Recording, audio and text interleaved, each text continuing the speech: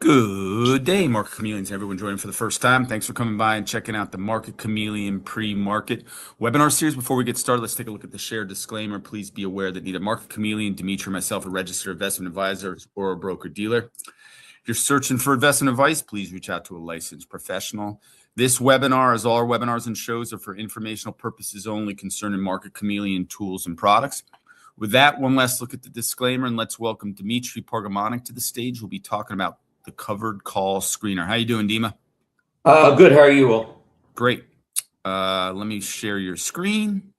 There's the Chameleon website landing page, and we're ready to go. Yeah, good morning, everyone. Let's navigate to the covered call screener today, and then we're going to take a look at some analytics that help answer some important questions you may have when you're trying to decide on some covered call strategies. So let's first go to that screener. We're going to hover over screeners up top on the main menu. Then we're going to come to covered calls. This will take us to our covered call screener. And you can see we have our different filters above. And if we scroll down, we have a table with data analytics. What I'm going to do is actually just sort these by highest market cap. Let's just do that. And now we have the highest market cap NVIDIA. So we have a bunch of NVIDIA right now, different calls. This is defaulted right now to the next monthly expiration. We could change that, but let's keep it there for our illustration purposes. And what we see is now that in NVIDIA, in this expiration, we have different call strikes. So you can see 179, 177, 186. These all have 9 days to expiration. And if we look at the these different calls, the question then becomes, well, if we do this call strategy historically, right? So do we, if we are long the stock, let's say, assume we're long the stock, and we're thinking, well, would a covered call strategy make sense? I'm going to sell this option for premium. The idea is, well, if the stock doesn't move, kind of stays there or drops a little bit, or goes up a little bit, well, I'll collect that premium and make extra income on the stock that I own. Right? So I'm covered because I sold a call. If the stock goes up through the strike, well, I'm covered because whatever I lost in the call, I make up in the stock that I own. If the stock goes down, well, I'm going to lose on the stock that I own, but I collected this premium, option premium, so it offsets my losses. So on the downside, my losses are somewhat mitigated by the option premium that I collect. And to the upside, well, I'm covered because the stock goes up. I sold the calls. They're going to offset. So, you have this scenario and you're trying to decide, and obviously, we have different delta options. So some options are in the money, some are at the money, some are out of the money, like a 24 delta here, with different premiums, and the strikes are, different distances away from spot. This one's 5% away. This one's, in the money. So it's 6% below. And, one of the questions may be, well, if I do this buy right,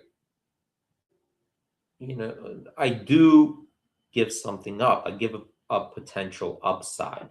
So yes, I sold the call and it might still be a winner, but if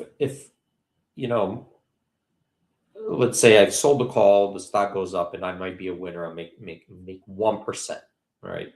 On based on my risk. So I make 1%. But if the stock's up 5% and I'm capped at 1%, well that's a 4%, you know, um, opportunity that I missed out on. Right. So even though I'm doing it, this buy rate, and it might have on to the upside, it didn't, I still gained, but there's an opportunity cost, because if the gains could be so high that that extra premium that I'm getting might not be worth what I'm trying to achieve, especially to the downside. I might offset some of that downside, but not that significantly. So what if we wanted just to test that out historically, how it worked, how would it have worked out? So let's say I pick this option here, and this option in NVIDIA has 9 days to go. It's 5% above the spot price. So you see the stock's 188. This is 197.50. So it's 5% above, right? So even if the stock goes up 1%, we're good. Goes up 2%, we're good. 3%, we're good, because the stock went up. We made on the stock. This premium we collected, at expiration, we'll keep the premium. So it's kind of like that would be, great scenario, especially if the stock just went to 197, like 50, or right a little bit below. Well, we made on the stock, and we made some extra income by selling this at 167. If the stock goes down, yeah, it's not good for us on the stock, but at least we got this premium of $1.67. So, if the stock goes down only 20 cents, 30 cents, we're still good. If it goes down a lot, we'll lose, but we made a little bit back. And then the other scenarios, well, what if the stock goes to like 210? Well, then, yeah, we made on this, we made on the stock. We did sell this, but we're capped out. So those were gains that we could have, captured if we didn't sell the call. And all this comes into play, right? So what over time, if we did this, if every time, we had 9 days to go with a similar option, and we just kept doing this over and over, how did it work out? And how would have it worked out if we didn't do it and just held on to the stop, right? That's the question. So that's what this here back test does. And it goes over here. Let's stay on this line. So you see, we found 205 historical observations over time, and doing the buy right strategy, right? Doing this buy right strategy, covered call, long the stock, selling the call 1 for 1. At the end of the 9 days, was a winner 65.9% of the time. Okay, so 66% of the time, that was a winner. The others, it was a loser. The stock could have gone down and went down by enough that it ended up as a loss, even when we took into account that premium we collected. And on average, so we have this 66% win, but what was the average return per, on these? Because the question is, even though you have a 66% win rate, that doesn't mean that your average return would always be positive, because if the losses were so severe that they offset, the other gains, you could still end up a loser, right? Like if the stock was down 50%, well, that's going to take away from a lot of 1% gains.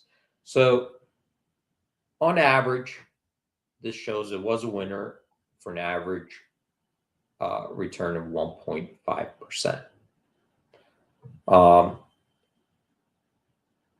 So that looks good. That does look good that, hey, 66% of the time it was a winner, and, for an average gain of 1.5%. However, what if we just held the stock at that period? In other words, if every time this came up, we just bought the stock and sold the stock at the end of this period, right, to reset it. Well, how would that have worked out? Would have we just been better not even buy writing, just not doing the call? So we're going to look at the same metrics. And here, saying, well, that would have worked out 59% of the time, which would make sense because, here, when the stock fell, well, we had that little cushion. So if it fell a little bit, it could still be a winner, right? So like over here in this case, let's say the stock at the end of 9 days goes from 188.14 to 188. Well, so you lose 14 cents. But if you collected $1.67 and this expires worthless, it's still a winner, right? Because you've offset that loss through the premium that you collected. So the buy right was a winner more often, than just stock only. But what about the average gains? Just because that's true, there were times historically that the stock could have gone up a lot, and you would have capitalized on those gains, but on the buy right, you would have been capped, right? So you're always capped on the buy right. And how did that perform? And here it's shown that the average return was 2.1%. So what we're seeing here is that there's a, from a historical perspective, you could load it. We could look at all the data if you just you pop it open, and it'll show you the data in here. So these are the historical calls, the dates, the prices before and after. I'm not going to go through, but you could look at the data. But what this is saying is, well, we did lose more often, about 6%, differential between the buy rate. And so there's, is that significant enough? I don't know. But, we did have, as expected, more losses, just stock only. However, the trade-off was that the overall returns were still better with the stock only in this scenario, right? So in this specific scenario, the stock returns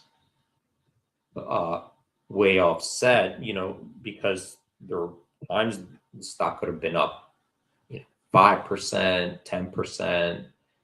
Here we need a 5% gain, but there are times in there that the stock could have been up 10%, 12%. So those were big gains that on average pulled this whole, this average return above the buy rate. And it's a trade-off there. Do we want to buy rate knowing that, we have these potential to